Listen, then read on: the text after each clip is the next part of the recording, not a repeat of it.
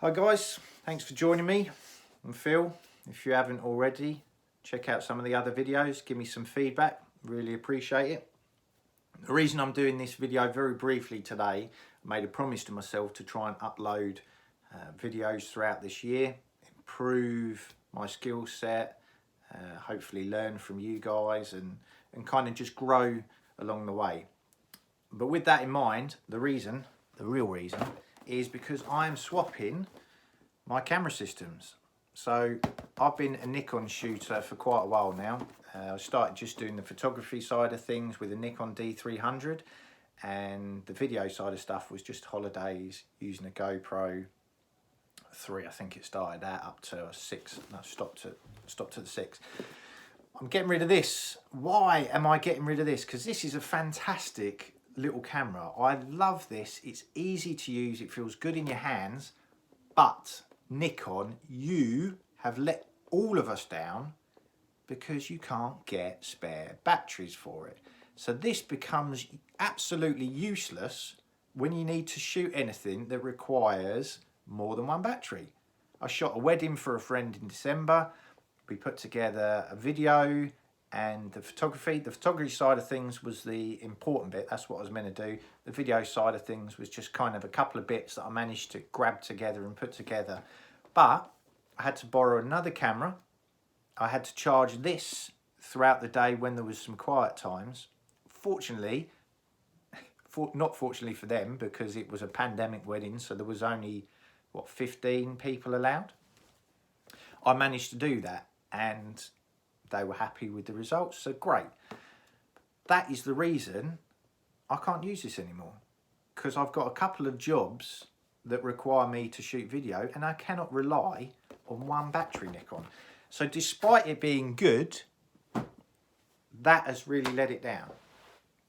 So I've been in the market looking. The reason I went for the Z50 was because I'd already was comfortable with Nikon. I'd had a couple of lenses, so it made sense. But no longer. There's no point me doing it. So I have gone, like most people see on YouTube anyway, over to Sony. Now, unfortunately, it's not the a7 III, which would be nice, but I haven't got that kind of money to chuck in there. So I've stayed in the you just messed it up. Anyway, you know what I mean. I stayed in the APS-C model. And the reason I've decided to go for the 6600 rather than the 6400 is simply because of that issue I had with the battery, but also because some of the reviews I've got with regards to it being more comfortable if you're using it photography for a period of time. Like I say, the battery in this is meant to be way better. It's the same batteries that are used on a lot of the full frame Sony cameras. So that was the main reasons I've decided to go for this. I procrastinate a lot when I'm buying stuff. I try and check out reviews and I'm hoping it is going to be everything that I want, and I'm sure it is.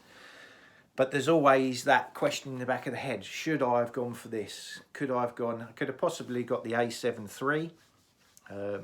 But like I said, I think this is going to suit me to a T. So yeah, I'm joining the Sony ecosystem. So if you have any tips, tricks, settings, custom settings that I can set up the buttons for that you found easy or helpful if you're in this Sony a6000 range, or even if it applies to some of the full frame cameras, then I would really appreciate if you could help me out. Otherwise, I shall be doing exactly the same as you, watching YouTube, tutorials, advice and all that, and learn this camera. And hopefully, in the next couple of weeks, I'll be able to put something out to show you how I got on. But until then, have a good weekend, and we will catch up with you in the next video. Take care.